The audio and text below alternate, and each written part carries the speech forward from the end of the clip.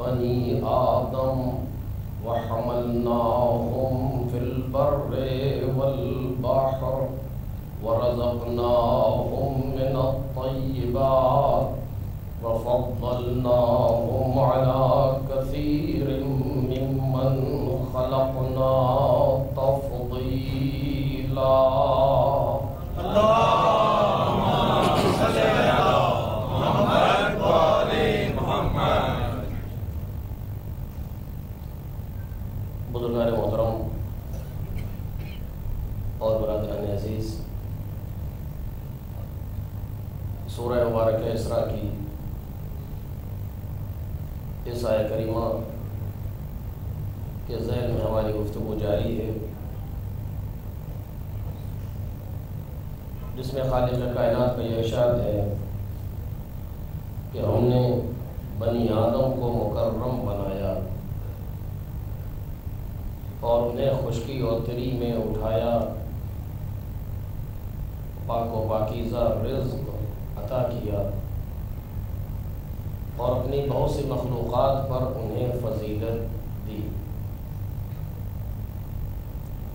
اس آیہ کریمہ کے وسیلے سے جو موضوع زیر بحث ہے وہ کرامت انسان ہے۔ گفتگو اس جگہ پر ہو رہی ہے کہ اپنی تمام مخلوقات پر پروردگار عالم نے انسان کو کرامت اور برتری اور عزت عطا فرمائی ہے۔ اس کا مطلب یہ ہے کہ انسان صرف اتنا نہیں ہے جتنا ہم انسان کو دیکھ رہے ہیں، بلکہ انسان کا مقصد تخلیق اور انسان کی شخصیت اس سے کہیں زیادہ ہے جو ہم محسوس کر رہے ہیں یا دیکھ رہے ہیں۔ اور اس بات پر ہمیں متوجہ ہونا چاہیے کہ پروردگار عالم نے جتنی فضیلت، جتنی عزت، جتنی بزرگی اور عظمت انسان کو عطا کی ہے، اسی اعتبار سے انسان سے بھی کچھ چاہا ہے۔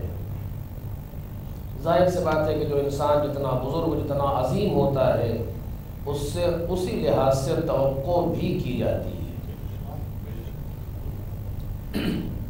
ایک کوئی چھوٹا سا بچہ ہو، اس سے ہماری توقع کچھ اور ہوتی ہے۔ ایک کوئی عام انسان ہو، اس سے توقع کچھ اور ہوتی ہے۔ ایک کوئی عالم دین ہو، کوئی پڑھا لکھا انسان ہو، کسی بھی فن کا ماہر ہو، اس سے توقع کچھ اور ہوتی ہے۔ جس اعتبار سے بھی انسان کی فضیلت اور اہمیت اور عزت بڑھتی جاتی ہے، اسی اعتبار سے توقعات کا دائرہ بھی وسیع ہوتا جاتا ہے۔ پروردگار عالم نے اپنی ساری مخلوقات، جن میں ایک سے ایک پیچیدہ مخلوق، ایک سے ایک با اہمیت اور با استعداد مخلوق اس کائنات میں پائی جاتی ہیں، ان ساری مخلوقات پر انسان کو فضیلت اور بزرگی عطا فرمائی ہے۔ اس کا مطلب یہ ہے کہ پروردگار عالم نے کچھ خاص توقع انسان سے رکھی ہوگی، اور اب وہ توقع جو پروردگار عالم کو ہم سے ہے، آیا ہم اس توقع پر پورے اتر رہے ہیں یا نہیں، یہ ہماری ذمہ داری ہے۔ کم از کم اخلاقی ذمہ داری ہے، کم از کم انسانیتی ذمہ داری ہے، غیرت کی ذمہ داری ہے کہ ایک ہم کو پروردگار عالم اتنی زیادہ اہمیت اور عزت و بزرگی دے رہا ہے، تو اس کے مقابلے میں ہم کیا کر رہے ہیں، یہ ہماری ذمہ داری ہے۔ یہ ہمیں محسوس کرنا ہوگا اور یہ ہمیں سوچنا ہوگا۔ آنے والی تقاریر میں اس پر اور تفصیل سے گفتگو ہوگی کہ بالآخر پروردگار عالم نے جو ہمیں دی ہے ذمہ داری، جو کرامت عطا کی ہے، یہ کرامت یعنی کیا، اور اس کے مقابلے میں ہماری ذمہ داری کیا ہے، یہ انشاءاللہ بعد کی تقریر میں گفتگو کروں گا۔ لیکن ہمیں اس پر متوجہ ہونا چاہیے کہ پروردگار عالم نے اگر ہمیں اتنا کچھ دیا ہے تو اس کے مقابلے میں کچھ توقعات ہیں، اور مالک ہم سے کچھ چاہتا ہے۔ اور میں پہلے بھی عرض کر چکا ہوں کہ چاہنے کے معنی یہ نہیں ہے کہ اسے ضرورت ہے، یہ عجیب مرحلہ ہے۔ چاہنے کے معنی یہ نہیں کہ اسے ضرورت ہے، وہ ہم سے کچھ چاہتا ہے، توقع رکھتا ہے، اس کا کوئی فائدہ نہیں، اس کا کوئی فائدہ نہیں۔ توقع اس اعتبار سے ہے کہ فائدہ تمہارا ہی ہے، لیکن ہم نے جیسا تمہیں بنایا ہے ویسا تمہیں دیکھنا چاہتے ہیں۔ جیسی تمہیں ہم نے صلاحیت عطا کی ہے، اسی صلاحیت کے اعتبار سے تمہیں دیکھنا چاہتے ہیں۔ جیسی ہم نے تمہیں عزت عطا کی ہے، اسی عزت کے اعتبار سے ہم تمہیں دیکھنا چاہتے ہیں۔ یہ ذمہ داری ہے ہماری جو پروردگار عالم نے رکھی ہے، اور اس میں بہت سی چیزیں ہیں جن پر بحث کی جا سکتی ہے۔ کیا انشاءاللہ عرض کروں گا، ایک چیز جو میں نے مسلسل آپ کے سامنے عرض کی ہے 2-3 دن میں، یہ آخر میں کہ ساری کائنات کو پروردگار عالم نے ہمارے لیے بنایا، اور ہم کو پروردگار عالم نے اپنے لیے بنایا۔ یعنی اس نے توقع رکھی ہے کائنات سے کہ ساری کائنات جو بھی ہے بالواسطہ بلا واسطہ در خدمت انسان رہے۔ جتنی چیزیں کائنات میں پائی جا رہی ہیں ان سب کا انسان کی خدمت میں رہنا ضروری ہے، کیونکہ پروردگار عالم نے اسی لیے بنایا ہے انہیں۔ اور آج تک کوئی کائنات کی کوئی شے، کائنات کی کوئی مخلوق اس ہدف سے ہٹ نہیں سکی ہے جس کے لیے پروردگار عالم نے اسے بنایا تھا۔ اگر زمین کو بنایا گیا ہے جس مقصد کے لیے، آج تک اسی مقصد پر کام کر رہی ہے۔ سورج کو جس لیے بنایا گیا ہے، آج تک اسی طریقے سے کام کر رہا ہے۔ اس نے کہیں پر اپنی ذمہ داری کو ادھر ادھر نہیں کیا۔ یہ ساری چیزیں ہمارے لیے بنی ہیں اور ہمارا فائدہ دے رہی ہیں، ہم کو فائدہ پہنچا رہی ہیں ہر اعتبار سے۔ لیکن ایک صلوات پڑھیں محمد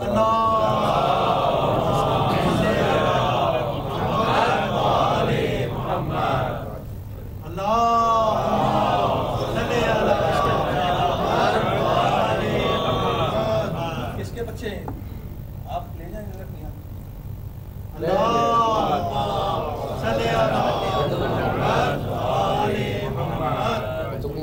صحیح نہیں بولیے، زیادہ ایک صلوات پڑھیں محمد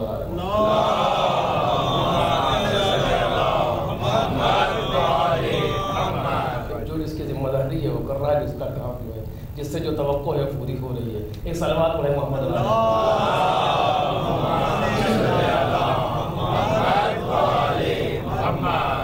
بالآخر ساری کائنات پروردگار عالم نے انسان کے لیے خلق فرمائی، انسان کے لیے ہے۔ کوئی ایسی چیز کائنات میں نہیں ہے جو اپنے مقصد سے ہٹی ہو، نہیں، آج تک اسی طریقے سے ہے۔ انسان کو پروردگار عالم نے اپنے لیے بنایا ہے۔ اب جو توقع انسان سے ہے وہ کتنی عظیم ہے۔ ساری کائنات تیرے لیے ہے، تجھے کسی کے لیے نہیں ہونا ہے کائنات میں، تجھ کو صرف میرے لیے رہنا ہے۔ پروردگار عالم کی یہ توقع ہے ہم سے، اس مالک کی ہم سے یہ توقع ہے کہ ہم اس کے لیے ہو جائیں، بس اور کچھ نہیں چاہتے اس کے علاوہ۔ صرف ایک چیز ہم سے چاہتا ہے، تو گفتگو انشاءاللہ رہے گی، صرف ایک چیز ہم سے چاہتا ہے پروردگار عالم کہ جس کے لیے ہم نے تجھے پیدا کیا ہے، کس کے لیے؟ اپنے لیے، تو میرے لیے ہو جائے، صرف اتنی سی چیز ہے۔ ہماری توقع تو اس سے یہ ہے کہ تو میرے لیے رہے۔ اسی لیے کہا گیا کہ القلب حرم اللہ لا تسکن فی حرم اللہ غیر اللہ۔ یہ قلب، یہ دل، یعنی حقیقت انسان، روح ہے انسان، یہ پروردگار کا حرم ہے۔ یہ دل انسان کا پروردگار کا حرم ہے، اللہ کے حرم میں کسی دوسرے کو مت ٹھہراؤ۔ یہ توقع ہے پروردگار عالم کی ہم سے کہ ہم نے پوری کائنات کو تیرے لیے بنایا، تجھے اپنے لیے بنایا، تو میرے لیے ہو جا۔ اتنی سی توقع ہے انسان کے لیے، اور اس انسان کے لیے پروردگار عالم نے جو کیا ہے، وہ اس پر گفتگو کئی دن سے کر رہا ہوں، پہنچ نہیں پا رہا تھا۔ جو بھی پروردگار عالم نے انسان کے لیے کیا ہے، آپ دیکھتے چلے جائیں، یہ سارا سلسلہ جو ہے وہ صرف ہمارے لیے ہے۔ وہ انبیاء کا سلسلہ ہو، وہ رسولوں کا سلسلہ ہو، وہ اولیاء کا سلسلہ ہو، وہ کتابوں کا سلسلہ ہو، وہ شریعتوں کا سلسلہ ہو، وہ دین ہو، جو بھی ہے کائنات میں، وہ صرف اور صرف ہمارے اور آپ کے لیے۔ اس پر میری گفتگو ہو رہی ہے، اسی بزرگی اور کرامت اور عزت کے لیے کہ ہم نے تجھے عظیم بنایا ہے، اپنی اس عزت کو پالے ہم نے پورا سلسلہ رکھا، پورا سلسلہ تیرے سامنے رکھا کہ تو اس عزت کو محسوس کر لے جس کے لیے ہم نے تجھے خلق کیا ہے۔ توجہ کیجیے گا، اس عزت تک پہنچ جائے۔ وہ عزت ہے کیا چیز؟ آنے والے تقاریر میں عرض ہوگا۔ وہ عزت، اس عزت تک تو پہنچ جا جس کے لیے میں نے تجھے خلق کیا ہے۔ یہ سب کچھ ہم نے تیرے لیے بنا دیا، توجہ کرے، یہ ساری کائنات ہم نے تیرے لیے بنا دی ہے۔ سارا سلسلہ، انبیاء کا سلسلہ جو بھی ہے، وہ سب کا سب تیرے لیے ہے، تاکہ تو اس مقام کو حاصل کر لے۔ اور جو ہم نے، اس کا معنی یہ ہے کہ ہمارا کوئی فائدہ نہیں ہے اس مقام کو حاصل کرنے میں، تیرا اپنا فائدہ ہے، لیکن چونکہ ہم چاہتے ہیں کہ ایک مخلوق ایسی ہو جو اپنے اختیار سے اپنے مقام کو حاصل کرے، جو اپنے اختیار سے اپنی منزل میں پہنچا جاتا ہے، ایسا نہیں جاتا۔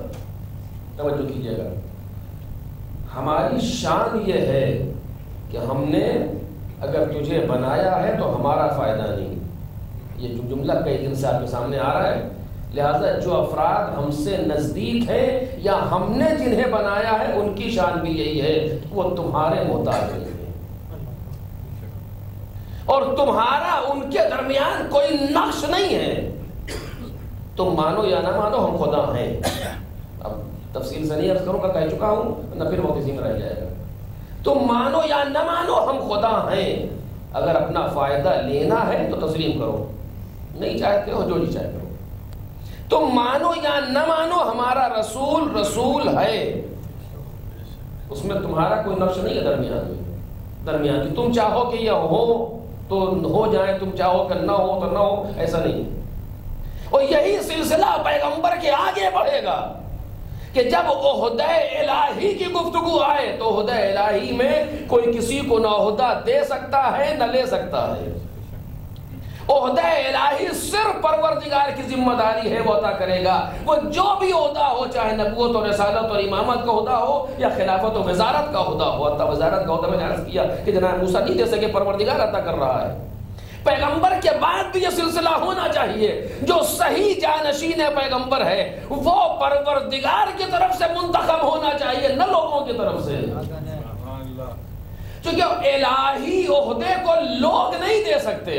توجہ کیجیے, لوگ اپنے لیے حاکم بنا سکتے ہیں, لوگ اپنے لیے کسی مدیر کو تعین کر سکتے ہیں, لوگ اپنے لیے کسی اور کو بنا سکتے ہیں, لیکن پروردگار کا عہدیدار لوگ نہیں بنا سکتے.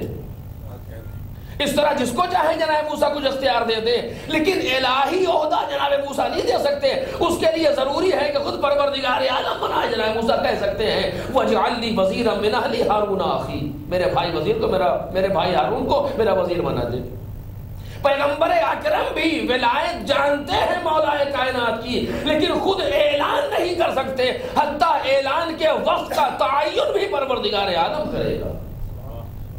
یا ایھا الرسول بلغ, آپ پہنچا دیجئے, اب پہنچا دیجئے کیا ما انزل الیک من ربک, جو آپ کی طرف پروردگار کی طرف سے نازل کیا جا چکا. یعنی ولایت کا حکم پہلے آ چکا ہے, وقت کا تعین بھی پروردگار عالم کر رہا ہے. اس وقت پہنچانا ہے آپ کو. اتنا سخت مرحلہ ہے یہاں پر, اس مرحلے میں جہاں عہدہ الہی گفتگو ہو. یہاں سے میں نے 2 دن گفتگو چھوڑی ہے, اسی جگہ پر گفتگو کو مکمل کر کے آگے بڑھنا چاہتا ہوں. یعنی پروردگار تعین کرے گا. کیوں؟ اب یہاں سے جلدی سنیے. کیوں؟ اس لیے کہ کسی کو کسی پر حکومت کا حق حاصل نہیں ہے. توجہ چاہتا ہوں, حق حاکمیت صرف پروردگار کے لیے ہے. کیوں؟ اس لیے کہ وہ مالک ہے, وہ رازق ہے, وہ خالق ہے, وہ رب ہے, سب کچھ وہ ہے. حق حاکمیت اس کا ہے. کوئی کسی پر نہ سرپرستی رکھتا ہے, نہ حکومت رکھتا ہے, نہ اختیار رکھتا ہے کسی پر. توجہ کیجیے, صرف اختیار پروردگار عالم کا ہے. یا وہ خود صاحب اختیار ہے یا وہ جس کو صاحب اختیار بنا دے. کل یہاں گفتگو چھوڑی تھی ہم نے, جس کو صاحب اختیار بنا دے اس نے کہا اطیعوا اللہ, اللہ کی اطاعت واجب ہے. واطیعوا الرسول واولی الامر منکم, رسول کی اطاعت واجب ہے, اولو الامر کی اطاعت واجب ہے. اطاعت رسول اولو الامر کو ایک ساتھ رکھا ہے, اپنی اطاعت کو الگ رکھا تاکہ تم محسوس کرو دونوں اطاعتوں میں فرق ہے. ہماری اطاعت اس لیے لازم ہے کہ ہم خدا ہیں, اس میں کسی دلیل کی ضرورت نہیں ہے. جیسے آپ دیکھیے, شکر اس لیے شیرین ہے کہ شکر ہے. شکر کی شیرینی میں کسی دلیل کی ضرورت نہیں ہے, خود بخود شیرین ہے. پانی کیوں شیرین ہے, اس میں شکر ملائی گئی ہے. مثلا شکر اس کو شیرین کرے, خود بخود شیرین ہے. خود پروردگار کی اطاعت خود بخود واجب ہے چونکہ وہ خدا ہے, ہمارا خالق ہے, ہمارا مالک ہے, ہمارا رازق ہے, ہم کو پیدا کرنے والا ہے, ہمیں بنانے والا ہے, ہمارا سب کچھ ہے. وہ ہماری ہستی اس کی وجہ سے قائم ہے. جس طریقے سے ہم اپنی خلقت میں اس کے محتاج ہیں, اسی طریقے سے اپنی بقا میں اس کے محتاج ہیں. ایسا نہیں ہے کہ جسے کہ آٹومیٹک گھڑی کے طریقے سے بنا کے چھوڑ دیا چلتی رہے گی کائنات, یوں نہیں. پروردگار کے طریقے سے جو مثال دی جاتی ہے فلسفے اور عرفان میں, اس کائنات کے لیے بالکل ایسے ہیں جیسے آپ اپنے ذہن میں کوئی تصویر بنائیں, کسی بلڈنگ کی تصویر بنائیں, ذہن میں سوچیں ایسی بلڈنگ بناؤں گا, یوں ایسے ویسے. یہ تصویر جو ذہن میں بن رہی کتنی دیر تک باقی رہتی ہے, کہ جب تک ذہن کی توجہ ادھر رہتی ہے. ایک لمحے کے لیے توجہ ہٹی, پوری تصویر مسمار ہو گئی, ڈھا چلی گئی, پوری عمارت مسمار ہو گئی. یہ ہے کہ نہیں ہے؟ بالکل یہی ہے, اس سے زیادہ لطیف صورتحال پوری کائنات کی خدا کے لیے. ایک لمحے کے لیے بھی توجہ ہٹا لے, کائنات مسمار ہو جائے گی پوری. کائنات فنا ہو جائے گی، اپنی ایجاد میں بھی اس کی محتاج ہے، اپنی بقا میں بھی اس کی محتاج ہے۔ کیفیت یہ ہے کائنات کی، توجہ کریں، یہ کوئی ایسا جملہ نہیں جو تشریح اور جو جملہ اعتباری ہو کہ قانون بنایا گیا ہے کیسا ہو، قانون نہیں بنایا گیا ہے، اصل میں ایسا ہی ہے۔ اور آپ نے آپ کو دیکھ لیں خود بات میں، یہ ہاتھ ہمارے ہاتھ میں ہے، یہ ہم دیکھ رہے ہیں یہ ہمارا ہاتھ ہے، اگر اس کو یہاں سے کاٹ دیا جائے اس جگہ سے تو جو بچا جو کٹا والا حصہ کتنے دیر تک واقع رہتا ہے، ایک لمبے واقع کی کٹا ختم ہو گیا، ختم صرف ہمارا مردہ ہو گیا، مر گیا ہے کہ نہیں؟ اس طریقے سے اس کی بقا اس میں ہے کہ ہم سے جڑا رہے، یہ مثلا اس کی بقا اس میں ہے، جیسے ہی کٹے گا ختم ہو جائے گا، اس میں مردہ شمار کیا جائے گا، اس میں روح نہیں، اس میں کوئی حرکت نہیں، کچھ نہیں رہ جائے گا۔ یہ قانون نہیں بنایا گیا ہے کہ یہ انگلی تب تک حرکت کرے گی جب تک ہمارے ہاتھ میں لگی رہے، قانون نہیں ہے، بلکہ خلقت ہی ایسی ہے۔ توجہ کیجئے، میں تکوین و تشریح کا فرق بتانا چاہ رہا تھا اپنے بچوں کے لیے کہ قانوناً ایسا نہیں کہ پروردگار عالم نے یہ قانون بنایا ہے کہ ہم جب تک اس سے وابستہ رہیں گے باقی رہیں گے، وابستہ نہیں فنا ہو جائیں گے، قانون نہیں ہے، یہ قانون بنایا ہوا نہیں ہے۔ ہاں اس نے یہ قانون بنایا ہے کہ تم مغرب کی 3 رکعت پڑھو، یہ قانون ہے۔ اس نے یہ قانون بنایا ہے کہ تم عشاء کی 4 رکعت پڑھو، یہ قانون ہے۔ لیکن تم باقی رہو میری وجہ سے، یہ قانون نہیں ہے، بلکہ خلقت کائنات ایسی ہے۔ توجہ کریں، خلقت کائنات ایسی، جیسی انگلی ہمارے ہاتھ جدا ہو جائے تو حرکت ختم ہو جائے گی۔ کب ختم ہوگی؟ کب جیسے ہی جدا ہوگی۔ اسی طریقے پروردگار سے اگر انسان جدا ہو جائے، ایک لمحے میں فنا ہو جائے گا، تو ضرورت نہیں فنا کرنے کی اسے۔ ایک صلوات پڑھیں محمد اور آل محمد۔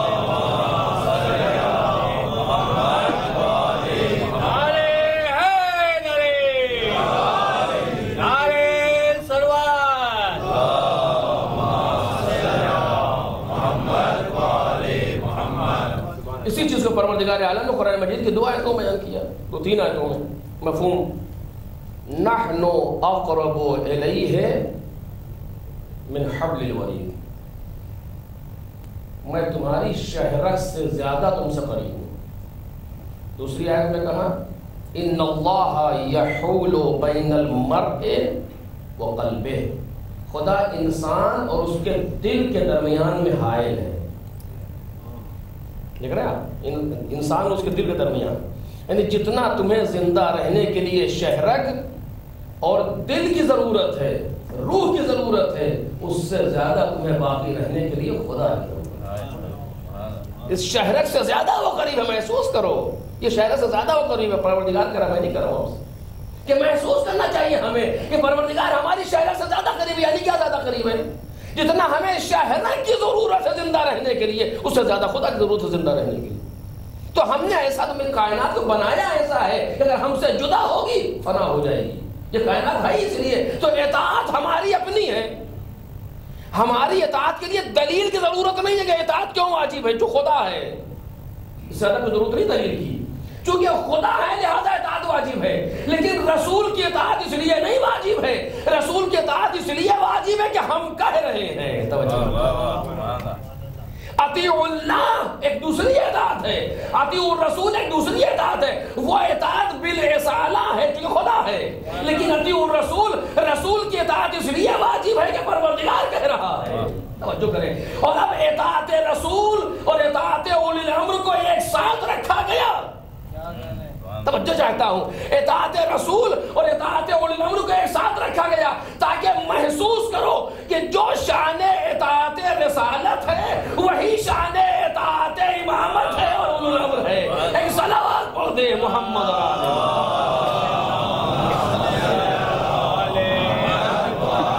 محمد، اور دیگر بلند صلوات۔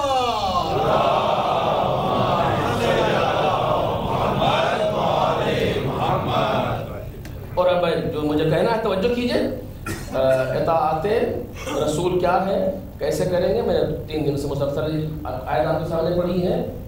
ما آتاکم الرسول فخذوہ، یہ شان ہے اطاعت کی۔ وما نہاکم عنہ فانتہوا، جو نبی تمہیں دیں وہ لے لو، جس سے روکے اس سے رک جاؤ، یہ اطاعت ہے۔ کیا دیں کہ جو دیں، فرق نہیں ہے، کب دیں کہ جب دیں، کہاں دیں کہ جہاں دیں، کوئی فرق نہیں ہے۔ بالکل اوپن ایریا پیغمبر کے لیے پروردگار عالم نے رکھا، جو نبی تمہیں دے یہ کس نے کہا؟ خدا نے کہا. اب جو نبی نے دیا ہم نے لیا، اطاعت کس کی ہوئی؟ پروردگار کی اطاعت ہے. اسی لیے قرآن مجید نے کہا جس نے تمہاری اطاعت کی فقط اطاع اللہ، اس نے خدا کی اطاعت کی. اور جو نبی نے دیا لوگوں نے نہیں لیا، نافرمانی کس کی ہے؟ پروردگار عالم کی. خوب، یہاں تک بات واضح کل میں کہہ چکا. اب اس کے بعد جو شان نبی کی اطاعت کی ہے وہی اولی الامر کی اطاعت کی ہے. اولی الامر کون ہے وہ اس بحث میں نہیں جانا چاہتا ہے، لیکن بالآخر جو بات واضح ہے، اولی الامر کون ہے؟ نبی کے بعد نبی کے جانشین کتنے ہیں؟ 12 جانشین. جو یہ دیں گے 12 جانشین وہ ہمیں لینا ہے. جو جس چیز سے روکیں گے عملاً یا قولاً، فرق نہیں ہے کوئی، چاہے زبان سے روکیں یا عمل سے روکیں. بھئی اگر کچھ کہہ کے روک رہے ہیں تب بھی رکنا ہے، اور اگر خود رک کے بتا رہے ہیں اس سے رکو تب بھی رکنا ہے.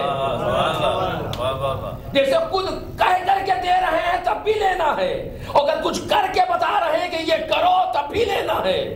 قول کی بھی اطاعت ضروری ہے، فعل کی بھی اطاعت ضروری ہے، سوائے ان مقامات کے جہاں پر مخصوص ہے چیزیں ان سے. مثلا پیغمبر کے لیے نماز شب واجب ہے، یہ پیغمبر کا ہے. پیغمبر کے لیے 4 سے زیادہ بیویاں رکھنا جائز ہے، یہ پیغمبر کی اپنی دلیل ہے، اس کے لیے مخصوص ہے. لیکن عام حالات میں جو پیغمبر کر رہے ہیں وہ ہمیں کرنا ہے، جس سے رک رہے ہیں اسے ہمیں رکنا ہے.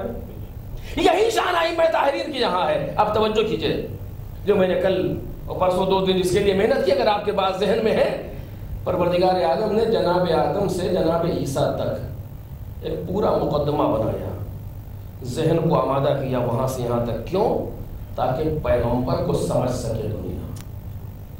فکری معیار اتنا بلند کر دیا جائے کہ ہمارے آخری آنے والے نبی کو محسوس کرے. جبکہ خود ہی اگر موضوع ہوتا تو تفصیل سے گفتگو ہوتی، کیونکہ بہت دلچسپ موضوع ہے یہ. لیکن بہرحال ابھی پھر ہٹ جاؤں گا موضوع سے. بہت دلچسپ ہے کہ انسان کتنا سوچے اس کے اوپر، تاکہ انسان اس جگہ پہنچ جائے کہ ہمارے آخری نبی کو محسوس کرے. وہ آخری نبی آئے کتنے سال رہیں گے دنیا میں؟ 63 سال. 63 سال میں 40 سال تک خاموش رہیں گے، 13 سال مکے میں بولیں گے، 10 سال مدینے میں بولیں گے، 23 سال. اس 23 سال کے لیے جناب آدم سے جناب عیسیٰ تک، اور جناب عیسیٰ کے بعد 500 سال کا وقفہ دیا گیا تاکہ شدت پیدا ہو اس آنے والے کے انتظار میں. کیونکہ سب کہہ چکے ہیں کہ آنے والا ہے، آنے والا ہے، آنے والا ہے. جناب عیسیٰ نے بھی کہا کہ آنے والا ہے. اب 5 صدیاں درمیان میں لگے تاکہ اس انتظار کی شدت پیدا ہو. کون ہے جو آنے والا ہے؟ تو پھر پیغمبر دنیا میں آئے. اچھا، اس کے معنی کہ میں پروردگار ایک مزاج بنانا چاہتا ہے کہ جب محمد اول آئے تب بھی انتظار کے بعد ایک صلوات پڑھے محمد.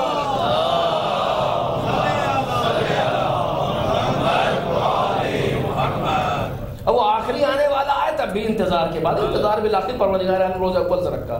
پھر آئے پیغمبر آئے، 23 سال تک دنیا میں رہے، 23 سال تبلیغ زندگی، 63 سال کل. اس کے بعد چلے گئے. اب کیا ہوگا کہ جو چھوڑ گئے ہیں اسی کو بیان کیا جائے گا.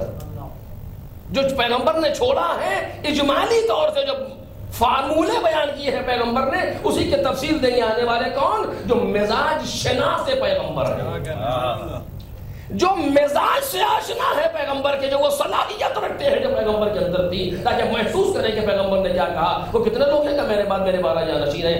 11 جانشین کائنات میں آئے کہاں تک؟ امام عسکری تک. امام عسکری کی شہادت کب؟ 260 ہجری. 260 ہجری میں امام دنیا سے چلے گئے. یہ سب بات ظاہراً ہے، میں باطناً نہ کوئی آتا ہے نہ کوئی جاتا ہے. ظاہراً دنیا سے چلے گئے. دور شروع ہوا 12ویں امام کا. اول سے ہی غائب ہیں، سامنے آئے نہیں لوگوں کے. 2-4 بار لوگوں نے جھلکی دیکھی، اس سے زیادہ نہیں. نماز پڑھانے کے وقت باپ کی نظر ظاہر ہوئے، اس کے تھوڑا آگے پیچھے، باقی نظر نہیں آ رہے کہاں ہیں. یعنی عوام سے رابطہ نہیں ہے.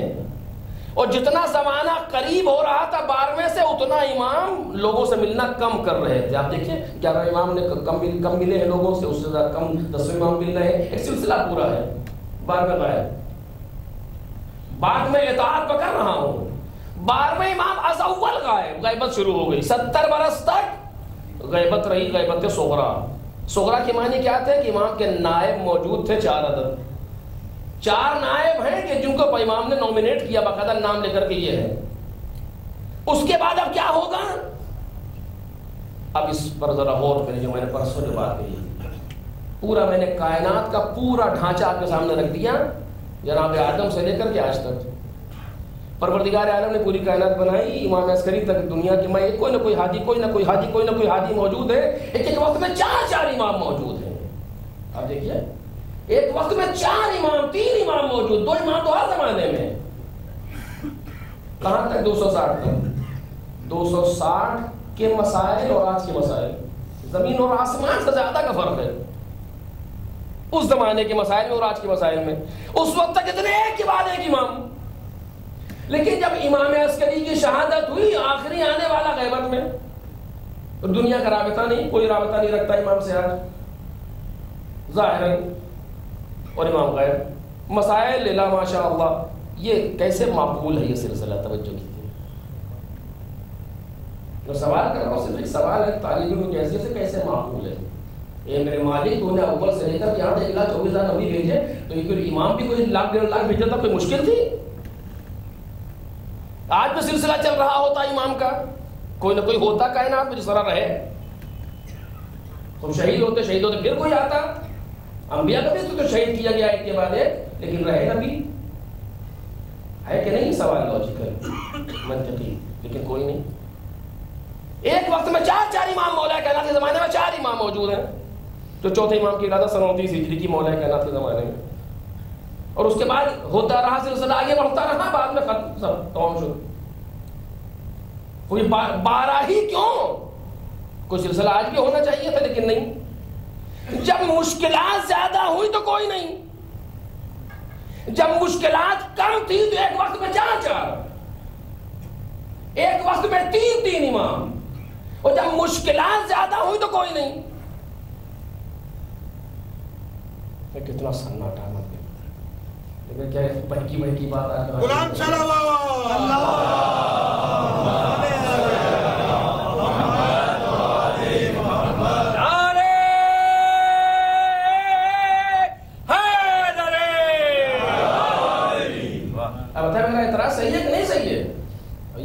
جو آپ نہ ہاں کہہ پائیں نہ کہہ پائیں۔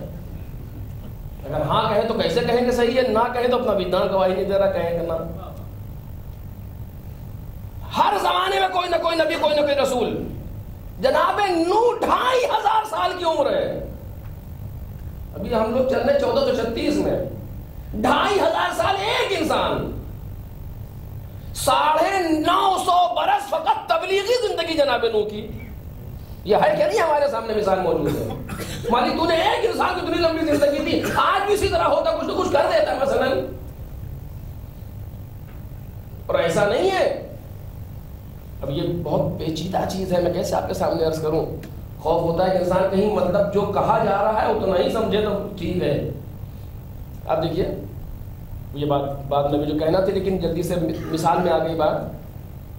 7ویں امام کی شہادت کے بعد 8ویں امام نے خطبہ دیا اور اعلان کیا کہ میں امام وقت ہوں۔ ہارون رشید کہہ چکا ہے کہ جو امامت کا اعلان کرے، جو ان کے بعد مقرر کر دو۔ تو شب شہادت ہے، بات مربوط ہوگی، لیکن میں بعد میں لانا جا رہا۔ بالآخر امام نے اعلان کر دیا کہ میں امام ہوں اس زمانے میں، پورا خطبہ دیا آپ نے امام کی شہادت کے بعد۔ راوی کہتا مولا آپ نے ایسے حالات اپنی امامت کا اعلان کر دیا؟ محمد ابن سلام امام رضا مسکرائے، کہنے کہ مجھے پیغمبر کی ایک بات نے مجھے اس اعلان کرنے پر آمادہ کیا ہے۔ کہا کیا؟ کہا پیغمبر نے کہا تھا کہ اگر ابو جہل میرے سر کا ایک بال توڑ لے تو مجھے رسول نہ کہنا۔ یہ پیغمبر نے کہا اگر ابو جہل میرے سر سے ایک بال بھی توڑ سکے، اتنا بھی کر سکے، مجھے رسول نہ کہنا۔ کہ میں بھی تم سے کہہ رہا ہوں، اگر ہارون الرشید میرے سر کا ایک بال بھی توڑ سکے، مجھے امام نہ کہنا۔ اللہم صلی علی محمد و آل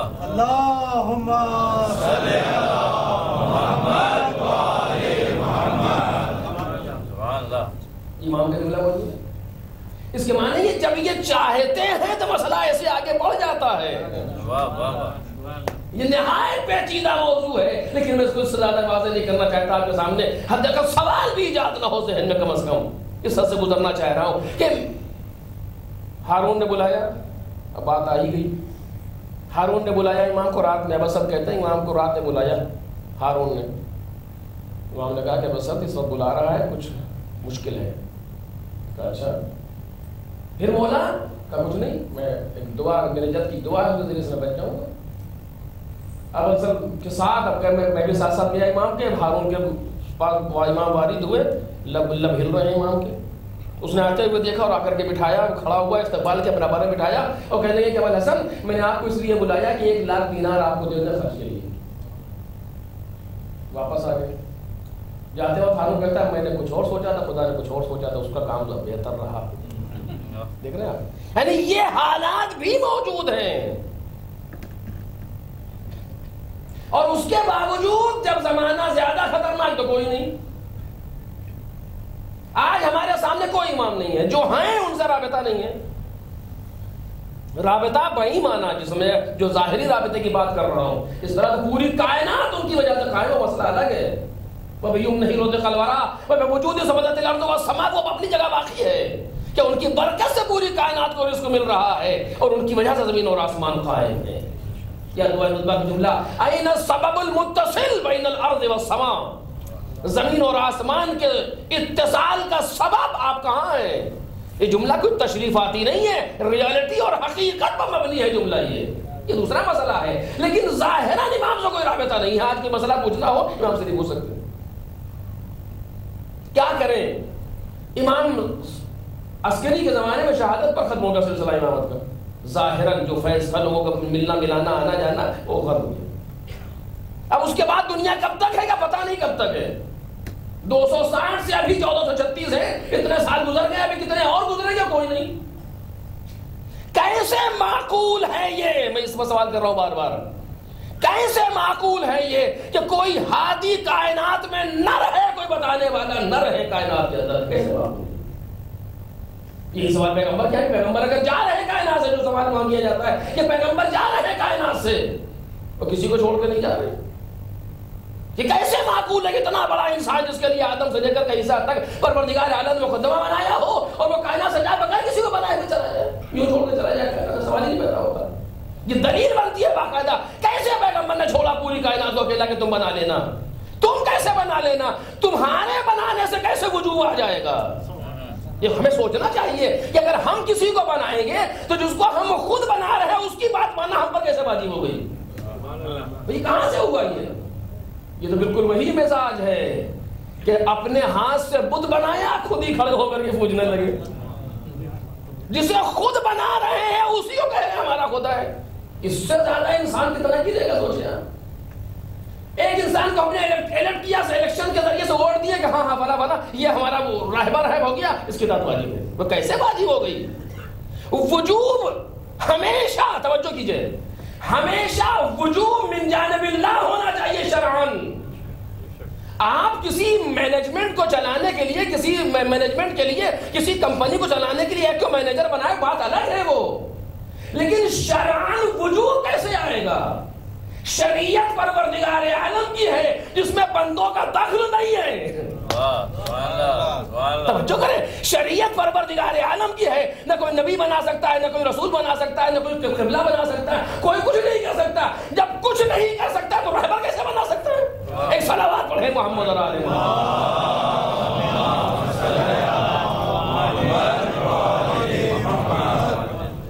جو سوال وہاں باقی ہے وہی سوال اس جگہ پر باقی ہے۔ امام عسکری کائنات سے جا رہے ہیں اور اس کے بعد آنے والا امام مخفی ہے، کوئی مسئلہ آپ ان سے نہیں پوچھ سکتے، اپنی کسی مشکل کو ان سے ڈسکس نہیں کر سکتے۔ ایسی صورت میں کیسے معقول ہے یہ؟ توجہ کیجئے، اس کا مطلب یہ ہے کوئی نہ کوئی سلسلہ من جانب الامام ہونا چاہیے، اور اگر نہیں ہے تو ایک غیر معقول فعل ہوگا۔ توجہ چاہتا ہوں، ایک غیر معقول فعل ہوگا جو محال ہے امام معصوم سے، محال ہے پروردگار عالم سے کوئی ایسی چیز کو سامنے لانا، ایسی صورتحال بنانا جہاں وقوع لازم آ رہا ہو کہ پروردگار عالم نے جناب عیسیٰ سے لے کر جناب عیسیٰ تک جناب آدم سے سلسلہ بنایا پیغمبر کے لیے، پیغمبر کے بعد جانشین بنا، جانشین آگے مقام وہ رک گئے، اور اس کے بعد جو آخری جانشین ہے وہ پردے میں، اسے کوئی نہیں مل سکتا. کیوں نہیں مل سکتا؟ کہ تم اسے قتل کر دیتے. ساری باتیں صحیح اپنے مقام پر، اس سے بحث نہیں ہے، لیکن راستہ کیا دے رہے ہیں آپ دنیا کے لیے؟ جی ایک صلوات پڑھیں محمد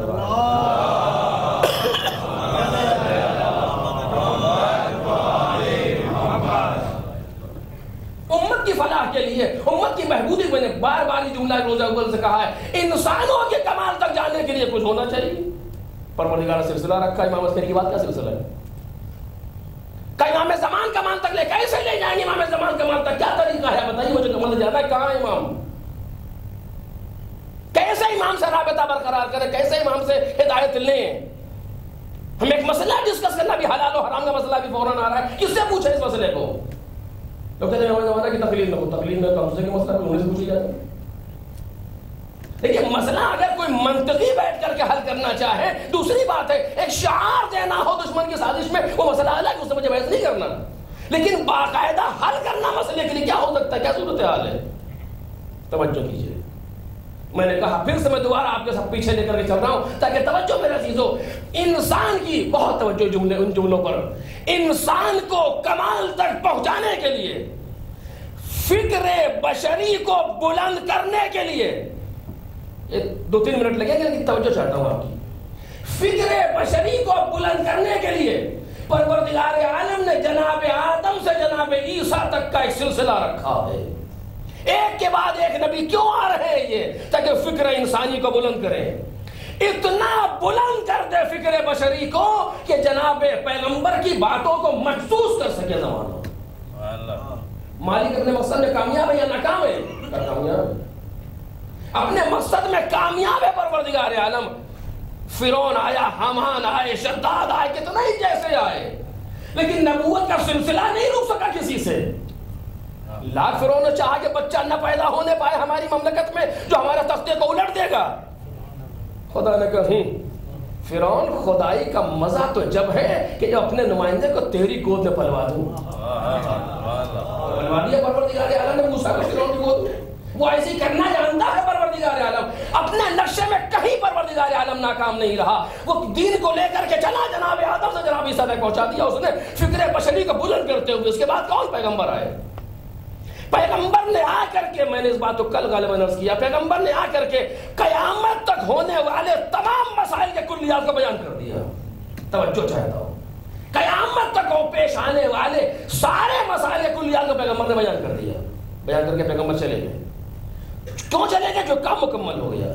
جو کرنے آئے تھے پیغمبر وہ کر گئے. آپ کسی انسان کو باہر سے بلاتے ہیں، ایک مشینری آپ کے پاس ہے، اس مشین کو چلانا ہے، کون ہے؟ کہ جاپان سے انجینئر آئے گا. وہ آیا، اس نے مشین کو پورا بند دیکھا سب کر کے چلا گیا ان لوگوں کو سمجھا کر کے. اس کے بعد یہ تمہیں کرنا ہے، ہم جا رہے ہیں. پیغمبر بھی کائنات میں آئے، پوری مشینری جو اسلام کی تھی جناب آدم سے شروع ہوئی تھی جناب عیسیٰ تک پورا مکمل کیا. جن ان لوگوں نے پیغمبر آئے، پوری مشینری اسلام کی چلا کر کے دوسروں کے حوالے کر کے چلے گئے. جو کام مکمل ہو گیا پیغمبر کا. پیغمبر اس کائنات میں رہنے نہیں آئے، یہ جگہ پیغمبر کی نہیں ہے. وہ نوری مخلوق ہے، وہ عالم نور کا رہنے والا.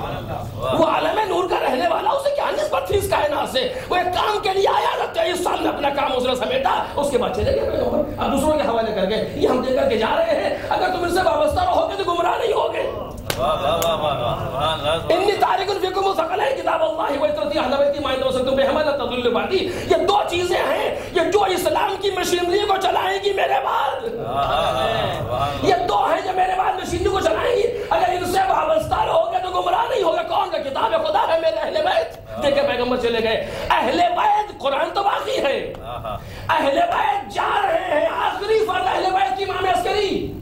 ان کے بعد جانے والا اب کیا ہوگا؟ کیونکہ پیغمبر نے بشریت کو جس عروج پر پہنچایا، بشریت کو عروج پر پہنچایا پیغمبر نے اجمالی صورت میں. توجہ میرے عزیزو، اجمالی صورت میں پہنچایا اور اس اجمال کی تفصیل دی. آنے والے 11 ایمانوں نے ذہن بشری کو اتنا کھول دیا، اس ارتقاء کی منزل پر لے گئے اور اتنے ذہن بشری کو کھول دیا کہ اب تمہارے اندر یہ طاقت موجود ہے. توجہ کریں، اب یہ تمہارے اندر طاقت موجود ہے کہ تم اپنے مسائل کو قال الباقر اور قال الصادق سے خود لے سکتے ہو.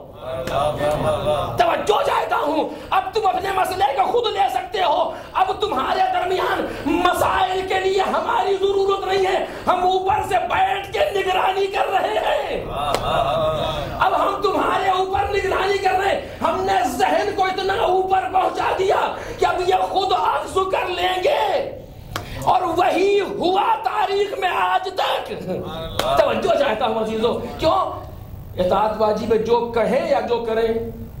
کیا کہا امام عسکری نے کہ دیکھو، من کان من الفقہاء سائلا لنفسہ وحافظا لدینہ ومخالفا علی ہوا ومطیعا لامر مولا فللعوام ان یقلدوہ. فقیہوں میں سے جملہ پھر رہ گیا، فقیہوں میں سے جو اپنے نفس کو روکنے والا، دین کی حفاظت کرنے والا، ہوائے نفسانی کے خلاف عمل کرنے والا، اپنے مولا کی یعنی اپنے امام کی اطاعت کرنے والا ہو تو عوام کے لیے لازم ہے کہ اس کی تقلید کریں. توجہ کریں، عوام کے لیے لازم ہے کہ اس کی تقلید کریں. مرجع بنانے سے کوئی نہیں بنے گا. توجہ کیجئے، مرجع بنانے سے کوئی نہیں بنے گا. آج کسی مرجع وقت کی اطاعت وہ چاہے ایران میں ہو جائے عراق میں، کسی کی اطاعت ہم پر واجب نہ ہوتی اگر امام عسکری نے نہ کہا ہوتا. کوئی بنانے سے نہیں بنتا مرجع کہ ہم نے مان لیا مرجع بن گیا. بن کیسے گئے؟ یہ صلاحیت اس کے اندر ایک تو پہلے سے ہونی چاہیے، اور جب آپ نے تشخیص صلاحیت کر لی، مثلا اگر امام عسکری یہ کہیں مجھ سے کہ تم مسقط جا رہے ہو، ہاں تمہیں مسقط میں فلاں بیماری آئے گی، تو کا دیکھنا مسقط میں جو سب سے اچھا ڈاکٹر ہو جس میں یہ شرطیں پائی جاتی ہوں، MBBS ہو مثلا، یوں ہو تو ہو، تمہارے لیے واجب ہوگا کہ جا کے اسے دکھانا ہو. ہم یہاں آ گئے، بیمار ہو گئے، پوچھا اس صفات کس میں ہے، صفات جتنا صفات میں ہے کسے پائے جاتے ہیں کہ فلاں ڈاکٹر ہو، تو فلاں ڈاکٹر پائے جاتے ہیں. اس کے صفات ہم نے نہیں دیے، اس کے پاس تھے. بس جیسے ہی ہم نے صفات کی تشخیص دی، امام کا جملہ آ گیا. جیسے ہی ہم نے صفات کی تشخیص دی کہ اس میں ہے، جملہ امام کا آ گیا کہ تم پر اطاعت اس کو دکھانا واجب ہے. مثلا صفات کی تشخیص تم دو کہ کون ہے فقیہوں میں سے ایسا.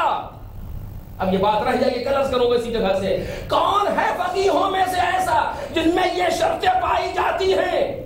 اور جیسے ہی تم نے یہ طے کیا ABCD کوئی ہو XYZ، جیسے تم نے طے کیا اس شخص کے اندر سب سے بہتر صلاحیت پائی جاتی ہے، امام عسکری کا فکر آیا اب تم پر لازم ہے کہ اس کی تقلید کرو. ایک صلوات پڑھے محمد اور آل محمد.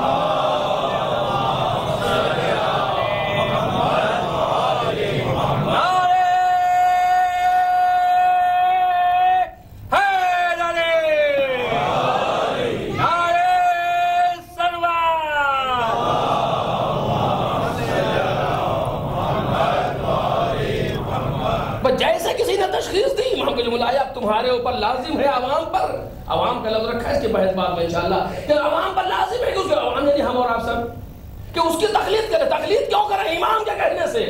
وجوب کہاں سے آیا؟ امام کے کہنے سے. اگر ہم مرجع کی بات کو مانیں گے تو کس کی اطاعت کریں گے؟ کس کی؟ اگر مرجع کی بات کو مانیں گے تو خدا کی اطاعت کریں گے.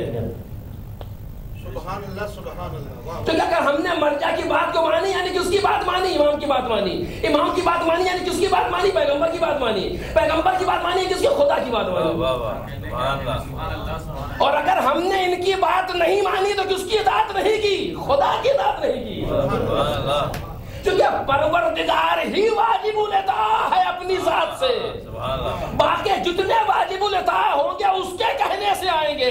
اس نے نبی کے لیے کہا، نبی نے امام کے لیے کہا، امام نے ان کے لیے کہا. ایک صلوات پڑھ دیں محمد اور آل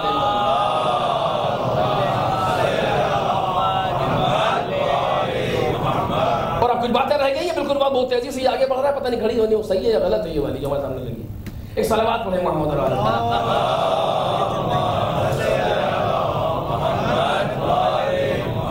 بس میں ختم کر رہا ہوں جلدی اسی مقام پر کہ باقی جو چیز اس کے بعد سے انشاءاللہ سے مہم مسئلہ ہے جو اس کے بعد ہے انشاءاللہ کل ڈسکس کروں گا آپ کے سامنے کہ اگر ان کی بات مانی ہے تو پروردگار کی بات مانی. اور یہ میں خود نہیں کہہ رہا ہوں، دلیل ہے اس کے لیے، لیکن دلیل انشاءاللہ کل بیان کروں گا. اور یہ بالکل صحیح تھا کہ امام عسکری کے بعد امام غیب میں گئے اور ظاہراً رابطہ نہ رہ گیا کہ اب تمہیں حرام و حلال کے لیے اتنے ذہن کو ہم نے اوپر کر دیا اور اتنے مسائل دے دیے کہ ضروری تمہارے لیے لازم نہیں ہے اب کوئی ہم سے رابطہ کرو. ایسے لوگ موجود ہیں جو تمہارا فائدہ پہنچا سکے تم کو. اور یہی دلیل کیا ہے؟ دلیل یہ ہے کہ 1400 برس ہو گئے, آج تک کسی مسئلے میں ایسا نہ ہوا کہ ہمارا کوئی فقیہ کہہ دے کہ ہم کو نہیں معلوم. بلند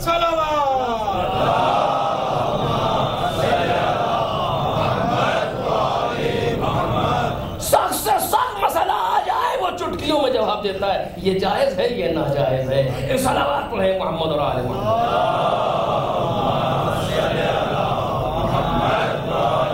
کل اسی جگہ سے بات ہوا, آگے پڑھو, اسی کا بھی روک رہا ہوں. عہدہ صرف پروردگار کا دیا ہوا ہے, منصب اس کے علاوہ کوئی دے نہیں سکتا. اور یہ بات دشمن بھی سمجھتے تھے, دشمنوں کو بھی معلوم تھی یہ بات. آپ معلوم ہے یزید اتنا زیادہ بیعت کا طلبگار کیوں تھا؟ کیونکہ اسے معلوم تھا کہ اگر حسین نے بیعت کر لی تو ہماری حکومت شرعی ہو جائے گی. جانتا لیکن یہ بیعت نہیں کرے گا کوئی حیثیت نہیں ہوگا بیعت. یزید کی مملکت کتنی بڑی تھی معلوم؟ 55-60 ملک آباد ہیں آج یزید کے دائرے مملکت میں. اتنی بڑی اس کی مملکت تھی, کہاں سے کہاں تک؟ افریقہ تک موجود ہے. اور اتنی بڑی مملکت رکھنے والا ایک انسان سے بیعت مانگ رہا ہے, پریشانی ہے, نہ کرے نہ کرے. کہ اگر یہ کوئی عام انسان ہوتا تو اتنا پریشان نہ ہوتے. یہ نمائندہ پروردگار کہ اس نے بیعت کر لی یعنی ہماری حکومت حقیقی ہو گئی. یہی کام دوبارہ ایک زمانے میں اور ہوا. بنوا نے بیعت نہیں تھا لیکن دوسرے انداز سے آیا. کب؟ امام رضا کے زمانے میں. میں یہاں تک کہا جاتا کہ نہیں آ پایا, کوئی کسی چیز کل اشارہ بیان کروں. امام کے زمانے میں کیا کہ مامون چاہتا تھا کہ یہ ہمارے ولی عہد بن جائے. کیوں بن جائے؟ تاکہ ہماری حکومت پر شریعت کی مہر لگ جائے کہ جس کا ولی عہد امام ہو تو خود بخود صحیح ہوگا. لیکن امام نے ایسے جملے رکھے ولی عہدی کے تو منع کر دیا کہ ہم نہیں قبول نہیں کریں گے. اس نے تحدید کی قتل کے لیے, قبول کریں گے تو قتل کریں گے. تو کہا کہ میں کچھ شرائط پر قبول کروں گا. جو شرطیں وہ یاد کیا, لا اولی ولا اعدل ولا افتی ولا اقضی ولا اغیر. میں کوئی چیز کسی چیز میں کوئی تبدیلی نہیں کروں گا, نہ کوئی فتویٰ دوں گا, نہ کسی کو ولی بناؤں گا, نہ کوئی قضاوت کروں گا, نہ کچھ تبدیل کچھ نہیں کروں گا. مان لیا گیا. بعد میں احساس ہوا کہ یہ شرطیں وہ تھیں جو خود بتا رہی تھی کہ میں نے قبول نہیں کیا. تفسیر کا موقع نہیں. ایسے شرائط امام نے لگائے کہ خود گھر والے سمجھ گئے معمول کے اس کے معنی میں قبول نہیں کیا امام. وہی ہوا, اس نے دیکھ لیا کہ جو چال ہم نے چلی تھی وہ ہمارے خلاف ہو گئی. تو آخر میں وہی حربہ استعمال کیا کہ ان کو صفحہ ہستی سے ختم کر دیا جائے. 3 تاریخیں امام کی شہادت کے لیے, 17 صفر, آخر صفر, 23 ذیقعدہ. بہرحال جو بھی ہو, شاید زیادہ معتبر 23 ذیقعدہ ہو, لیکن بہرحال جو بھی ہو, کوئی ایسی ہی تاریخ تھی جب امام وطن سے دور اپنے گھر میں خراسان میں ہیں. امام کی اولاد میں صرف ایک بیٹا ہے, نہ کوئی بیٹی نہ کوئی دوسرا بیٹا, صرف ایک بیٹا. 2 اماموں کے صرف ایک بیٹا ہے. کون؟ امام عسکری کے ایک, حضرت حجت, اور امام رضا کے ایک, امام جواد, اور کوئی. امام جواد کی ولادت 195 ہجری کی ہے اور امام رضا کی شہادت 203 ہجری کی ہے. 8 سال کی عمر ہے امام جواد کی. وہ جب چھوڑ کر کے آئے ہیں مدینے سے 200 ہجری میں امام تقریباً آئے ہیں, 6 سال کی عمر ہے امام جواد کی. ابو اسد کہتے ہیں کہ امام نے کہا کہ ابو اسد کل مجھے مامون بلائے گا اور میں مامون کے پاس جاؤں گا. جب واپس آؤں تو اگر میرے سر پر کپڑا پڑا ہو تو مجھ سے سوال نہ کرنا, اور اگر کپڑا نہ پڑا ہو تو سوال کرنا. بس پریشان کہ یہ کیوں کہا امام نے, مطلب کیا ہوا اس کا. لیکن روب امام ہے کہ کچھ پوچھ نہیں سکتے. فرماتے ہیں کہ صبح صرف تعقیبات سے فارغ ہو کر کے امام آمادہ ہو کر کے بیٹھے. مامون کا قاصد آیا کہ چلیے آپ کو مامون نے بلایا ہے. امام بیت الشرف سے نکلے. آج چہرے کا رنگ متغیر ہے. آج انداز امام کا کچھ بدلا بدلا سا ہے. مامون کے سامنے آئے, بیٹھے, گفتگو ہوئی. اس کے سامنے انگور کا ایک طبق ہے, اس نے امام کی طرف بڑھایا. امام نے کھانے سے کہا کہ مجھے معاف کر, جنت کے انگور سے بہتر ہے, مجھے نہیں چاہیے. اس نے زور دیا, اور اب نوبت یہ ہے کہ یا انگور کھا لیں یا قتل کر دیا جائے. امام نے 3 دانے انگور کے اٹھا کے کھائے اور اٹھ کے چلنے لگے. پوچھتا ہے کہاں جا رہے ہیں؟ کہا جہاں تو نے بھیجا ہے وہیں جا رہے ہیں. ابسط کہتے ہیں اتنا کاری زہر تھا,